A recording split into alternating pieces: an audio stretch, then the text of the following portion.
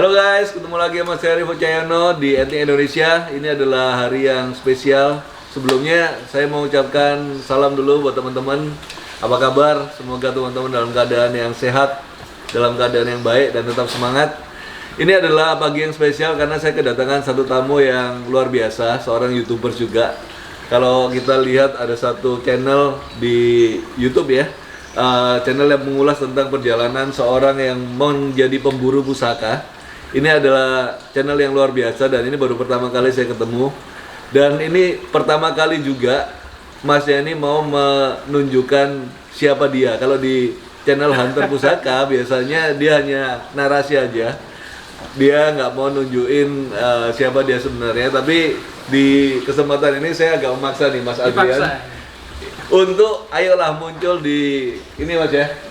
Apa kabar Mas? Ini khusus untuk etnik Indonesia. Etnik Indonesia. Jauh-jauh dari Nganjuk. Dari Nganjuk. Jadi Mas Andrian inilah orangnya di channel Hunter Pusaka guys. Yang suaranya seperti presenter. Jadi suaranya Mas Andrian ini khas banget di Hunter Pusaka itu, menjelaskan tentang dapur, pamor, makam luar biasa banget. Dan hari ini Mas Andrian boleh ke tempat kita dan kita pengen sharing ya Mas ya? Sharing, ngobrol tentang keris yang ini khusus ya? Khusus. Jadi memang saya kesini untuk mengenalkan satu posisi pusaka yang itu menjadi ciri khas dari kota saya. Oke, kota Nganjuk. Nah di Nganjuk ini guys tersimpan begitu banyak sejarah Mas ya? Sangat banyak sejarahnya, ada banyak situs juga sana Mas ya? Karena memang Empu Sindok sendiri, Mataram kuno, itu memang peradabannya di daerah Meluyu sana juga. Itu terdeteksi. Di daerah Meluyu? Meluyu Nganjuk. Dan juga saya kira untuk selanjutnya Majapahit misalkan ini kan masih terbekas jejak-jejak sejarah gitu. Jadi menurut sejarah dulu teman-teman ada peristiwa di mana di Jawa Tengah bencana alam besar ya? Iya. Itu Empu Sendok dan kerajaannya hijrah ke Jawa Timur. Dan di sana menurut sejarah membangun satu candi dan itu dipersembahkan untuk daerah atau masyarakat Anjuk Ladang namanya. Dulu Anjuk Ladang bukan Nganjuk ya? Anjuk Ladang dulunya. Akhirnya terbentuklah dan terbangun Candi Lor namanya. Candi Lor. Sampai sekarang tapi kurang terawat sekarang. Oh, tapi udah hampir 1000 tahun berarti. Sudah hampir 1000 tahun. Ya? Mataram kuno ya. Singosari. Jadi ini adalah peradaban lama teman-teman di daerah Nganjuk dan tersimpan banyak sekali pusaka-pusaka keren juga, peninggalan-peninggalan yang luar biasa. Dan ini adalah putra daerah sana ya? Daerah Nganjuk, mantap. Mas, bawa pusaka apa ini Mas? Kita akan saya ada keris Ngadiboyo. Khas Ngadiboyo yang ini menjadi satu kesempatan saya karena saya berada di satu channel yang besar, saya ingin mengenalkan keris ini. Ya. Keris Ngadiboyo. Sini ya Mas ya? Oke. Mas, jelasin dulu Mas, Ngadiboyo ini siapa sih Mas? Apa nama kerajaan, nama empu atau gimana nih?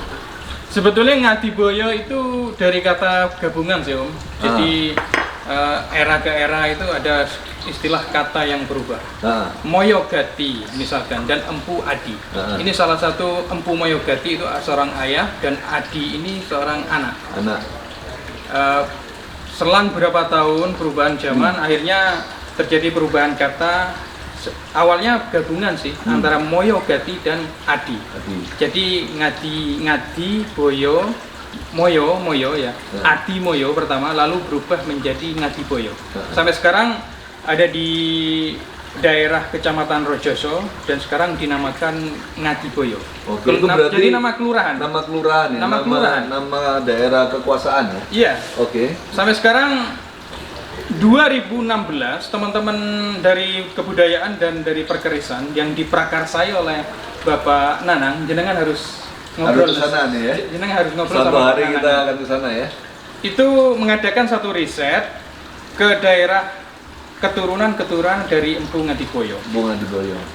Di sana ditemukanlah besalen dan tersisa alat-alat penempaan, gamelan juga ada, semuanya ada. Akhirnya ditariklah benang merah ya bahwa Empu Ngadiboyo ini ada beberapa empu generasi sampai ke 5 generasi kalau tidak salah. Nah, ini termasuk kerisnya. Termasuk peninggalannya ya. Termasuk peninggalannya. Namun sayangnya masih sampai sekarang belum ada yang bisa meneruskan. Sudah tidak ada yang meneruskan. Sampai ke generasi yang keempat, kelima, untuk Mbah Lamidi namanya. Itu cuman dulunya membuat alat pertanian cuma. Jadi udah mulai bergeser ke alat pertanian karena mungkin kebutuhan masyarakatnya pada waktu itu udah mencari ini ya, sudah pertanian ya. Dan juga sudah tidak ada semangat sih untuk meneruskan profesi dari nenek moyang. Keturunannya ya. Oke Mas, kita review ya. Jadi ini dulu dapetnya dari mana nih Mas? Ini dari desa sih. Dari desa, dari daerah Nganjuk juga. Dan uniknya Ngadiboyo itu bukan hanya terdapat di daerah Nganjuk, tapi tersebar. Saya pernah satu kali itu dapat di daerah Jember malah. Oh ya. Di Jember, Jogja juga banyak. Jadi peminatnya itu bukan hanya putra daerah ini, tapi orang-orang Jombang misalnya. Seluruh Nusantara. Iya. Makanya ini kesempatan yang besar menurut saya untuk mengenalkan ciri khas dan karakter besi dari Ngadiboyo. Ngadiboyo kayaknya saya belum punya nih guys, pusaka yang dari keturunannya Ngadiboyo. Kita pengen banget nanti mungkin pusakanya Mas Andrea ini akan tinggal di sini satu nih kayaknya. Siap. Ayo Mas, kita review Mas. Ini dari Rangkai dulu berarti masuk ke Gayamang Jogja ya? Jogja. Ya? Jadi sudah komplit pakem sudah masuk pakem ya.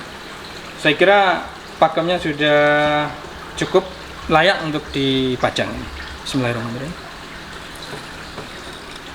Mantap. Iya Mas. Ini berarti masuk patrem ya Mas? Masuknya patrem. Kebanyakan memang keris Ngadiboyo itu berkarakter ukuran kecil. Agak pendek memang ya. Ada sebagian yang ukuran besar. Jadi setiap karakter besi, setiap karakter keris itu sebetulnya masih diklasifikasi sih.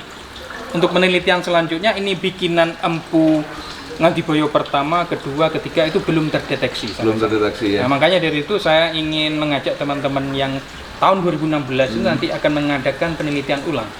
Dan jenengan harus hadir nanti. Oh pasti. Kita akan buat videonya nanti di sana guys, teman-teman yang ada di daerah Ngadiboyo dan sekitarnya. Kita pengen menelusuri lagi peninggalan yang luar biasa ini. Ini kalau dilihat sekilas kayaknya pamornya Junjung Derajat. Junjung Derajat Om. Junjung Derajat. Dapurnya Brojol ya, dapur Brojol. Pamor Junjung Derajat, Rojo Ambolo Rojo kayaknya. Beda. Ini masuknya ke Junjung Derajat ini. Junjung Derajatnya. Ya, Oke. Junjung Derajat. Oke Mas. Bisa direview Mas, gimana ini? Saya kira kalau keris, kalau di zaman dulu itu merupakan status sosial. Jadi tidak serta-merta ketika keris berada di tangan seorang penguasa misalkan, tidak sama karakter besinya dengan masyarakat bawah. Di strata sosial tidak sama. Saya kira kalau besi dengan pamor Junjung Derajat ini bisa jadi ini miliknya Pangreh Projo. Pangreh Projo itu semacam seorang bupati, seorang lurah, dan mungkin Pak Camat. Jadi lebih ke arah pejabat pemerintahan ya? Iya, karena aspek filosofinya pun kalau Junjung Derajat itu sebuah kekuasaan, kewibawaan, karakter martabat yang tinggi, seperti itu. Sangat kokoh gitu ya. Kokoh dan karakter besinya memang kaku, dan penempaan besinya agak kurang matang memang. Namun uniknya di sini ada pada faktor sejarah juga. Karena ditengarai Empu Ngadiboyo atau Empu Moyogati. Empu Moyogati itu adalah peralihan dari daerah Jawa Tengah ke Nganjuk. Sekitar abad ke-18 atau 19. Waktu itu terjadi Tumpas Kelor namanya.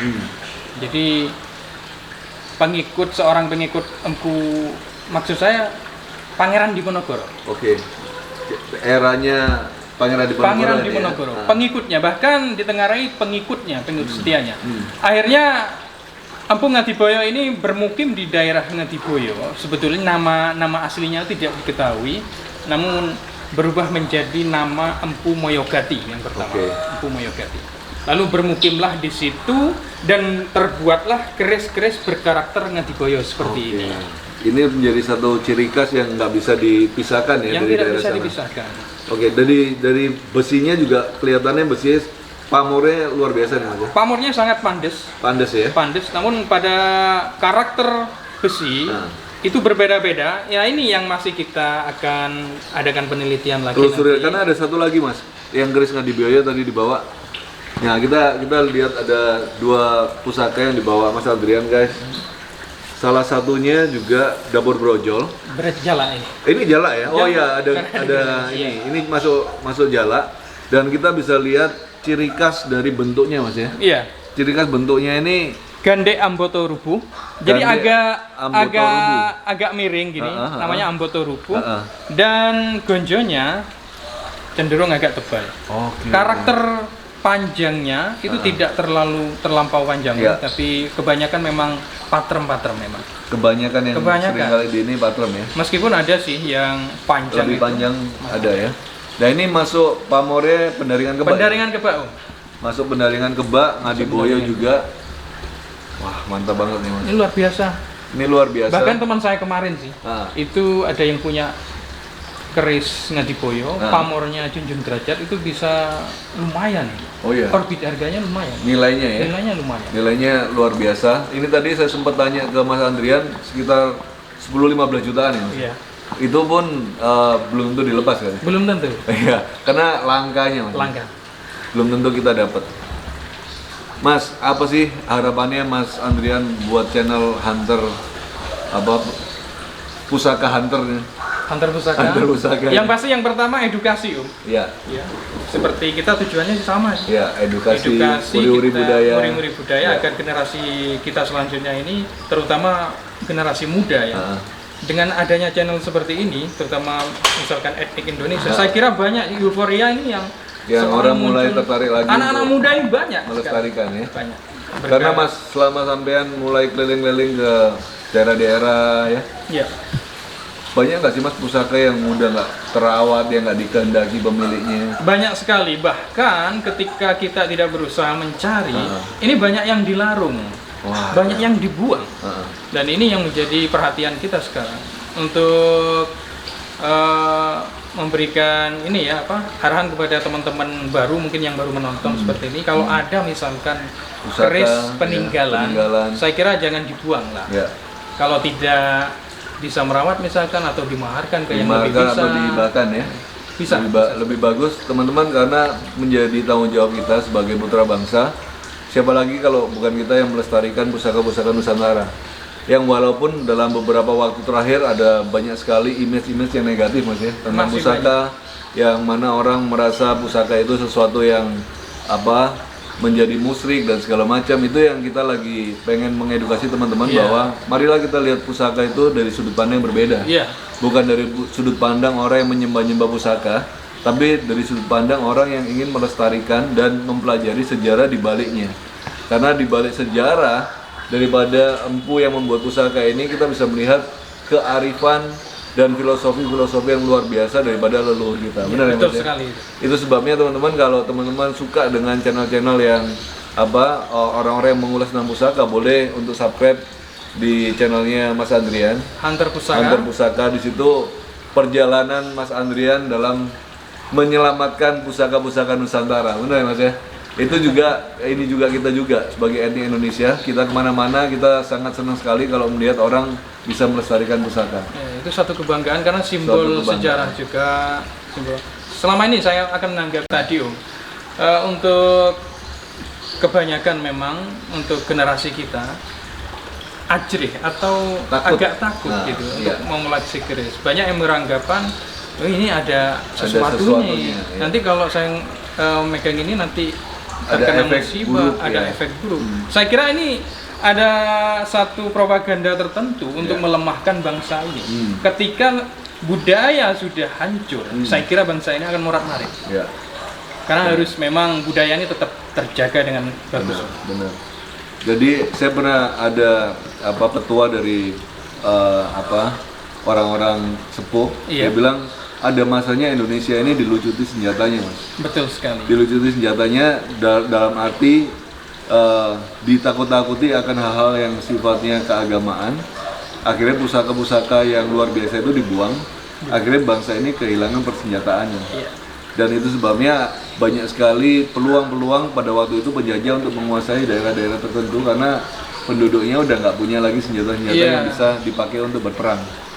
Saya kira ketika banyak sih keris yang larinya ke luar negeri malah. Oh ya, itu salah satunya juga. Salah satunya. Saya kira ketakutan-ketakutan mistik yang selama ini dibangun itu untuk melemahkan ini juga sebetulnya.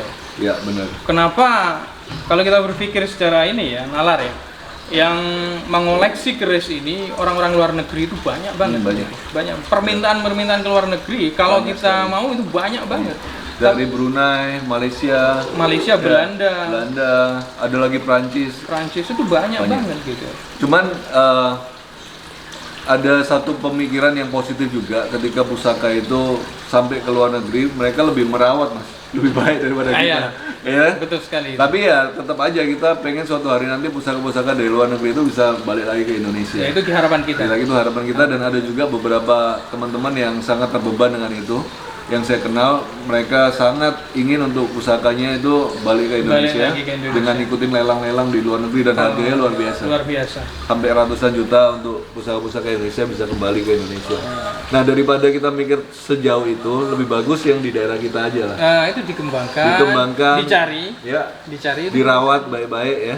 Jadi apa sih mas teknik kalau Mas Andrian merawat pusaka ini gimana sih mas? Kalau di daerah harusnya teman-teman yang nonton video ini mungkin bingung karena punya pusaka warisan dari keluarganya, harusnya diapain nih pusaka biar nggak rusak nih? Yang pertama itu harus bertanya dulu ya, Ya. sama yang lebih ahli, yang lebih senior. Mungkin di kota-kota masing-masing, saya kira ada paguyuban. Pasti ada Pasti ada perguruan, ya. paguyuban, perkerisan itu ada. Oke. Saya kira untuk lebih simpel menanyakan bagaimana cara merawat. Kalau saya sih lebih gampang. Ketika tidak terlalu berkarat, saya kira disimpan begitu saja. Oke. Kalau memang karatnya udah penuh betul, Ya, karena memang harus ketika dibersihkan, sudah ya. berkarat ya dibersihkan akan berubah lagi nanti ininya, karakter besinya. Oke. Karena ada perbedaan Om, ada satu tipe yang berbeda. Ada yang suka dalam keadaan kotor, Oke. karena lebih melihat dari segi artistik. Patinanya itu senang melihatnya. Ada juga yang salah satu kolektor melihat keris sudah bersih, sudah kelihatan pamornya. Masing-masing beda sih. Ya. Gitu. Jadi cara yang paling sederhana sebenarnya adalah pakai minyak, Pak ya. Pakai minyak. Karena karat itu kalau dibiarkan pasti akan memakan besinya. Iya. Jadi kalau teman-teman mungkin bingung nggak ada teman atau nggak ada komunitas di sana di tempat kamu yang kamu bingung merawat pusaka kamu, ya paling gampang diminyaki aja lah dulu. Diminyaki untuk terlebih dahulu Supaya langkah awal. karatnya tidak semakin memakan Iya. bilahnya gitu Betul ya. sekali. Dan selanjutnya kalau kita mau cari mungkin diwarangin atau apa untuk merawatnya, kita bisa ada banyak sekali di online atau bisa kontak Banyak juga ke Mas Andrian juga bisa, ke tempat kita juga bisa, untuk kita bisa membantu teman-teman melestarikan pusaka di daerah kami. Mas, Siap. nah di Boyo ini Mas, kalau misalnya kita pengen mengoleksi pusaka dari ciri khas Ngadi Boyo ini, apa ciri khas yang kita harus lihat dulu Mas, selain bentuknya? Yang pertama kita harus peka terhadap karakter besi. Karakter besi ya? Karakter besi. Dan kepekaan ini tidak serta-merta langsung bisa instan, langsung tidak kayaknya. bisa. Iya, Kita soalnya- harus sering menanting keris. Om. Benar. Gitu. Yang kedua adalah dari cak pamor atau karakter pamor atau gaya pamornya. Gaya Karena pamornya ya? masing-masing era itu berbeda. Jadi tidak sama, Om. Jadi bentuknya agak nyana misalkan, dan karakter penataan pamornya misalkan itu agak halus, itu beda masing-masing era. Beda ya? Kalau di Ngadi Boyo, saya kira memang penataan karakter pamor itu memang pandes. Dan kelihatan wagu memang untuk karakter rancang bangunnya. Rancang bangun. Yang kedua adalah dari gandek, Om. Gandek agak miring. Gandek. Oke. Kebanyakan memang karakter-karakter Ngadi Boyo itu amboto rubuh Amboto rubuh. atau agak miring seperti Oke. ini. Dan juga biasanya tanpa keruingan sih. Tanpa Ini yang di keruingan sini biasanya. iya. Ini berarti agak luar biasa nih, ada ini. Ada grindingnya nih, Ada grindingnya. cukup langka Super seperti langka. itu. Sederhana. Sederhana ya. Sederhana. Iya. Karena memang terjadi gejolak gitu, memang fungsi utamanya memang untuk alat perang sih. Iya. Alat perang. Karena dalam setiap generasi itu, dalam setiap kebudayaan, pusaka itu berkembang dari politik sosial yang juga. Dari politik sosial, kalau kondisi dari, politik, ya, keamanannya. Kalau dalam keadaan yang makmur pasti dibuat pusaka-pusaka yang begitu indah. Betul sekali. Kalau dalam keadaan berperang pasti ya dibuat pusaka-pusaka yang berfungsi sebagaimana mestinya. Iya, betul sekali itu. Mantap. Apa harapannya ke depan nih, Mas? Saya harap untuk teman-teman generasi muda, terutama ini, karena fondasi bangsa ini kan ada dari anak muda. Dari saya kira untuk kita inilah. Kita masih muda. Muda. Ayo. Supaya tetap bisa memaknai keris ini bahwa ini sebuah kesenian yang luar biasa. Ya. Gitu. Peninggalan budaya. Peninggalan yang luar biasa. Begitu. Saya kira harus lebih semangat lagi untuk ngoleksi. Paling tidak punya 2 atau 3. Minimal ya. Minimal 3. Minimal teman-teman, kata Mas Andrian harus punya 2 atau 3. Ya. Baru bisa dibilang orang Jawa. Orang Jawa. Oke guys, ini adalah waktu yang semangat. Kita akan buat lagi video selanjutnya. Kamu bisa nonton di video selanjutnya di channelnya Mas Andrian di Hunter Pusaka. Hunter Pusaka. Kita akan bahas koleksi saya di sana. Oke? Nanti ke depan kita bikin lagi. Kita akan bikin lagi di tempat sampean. Di tempat saya. Yes. Nanti saya ajak ke Besalennya Ngadiboyo. Harus. Teman-teman setuju nggak kita di Indonesia ke sana ya? Kita akan ke sana, kita akan buat video di tempat asal mulanya Ngadiboyo. Iya. Oke? Sampai ketemu di videonya Mas Andrian di Hunter Pusaka. Terima kasih. Salam Rahayu. Salam Rahayu.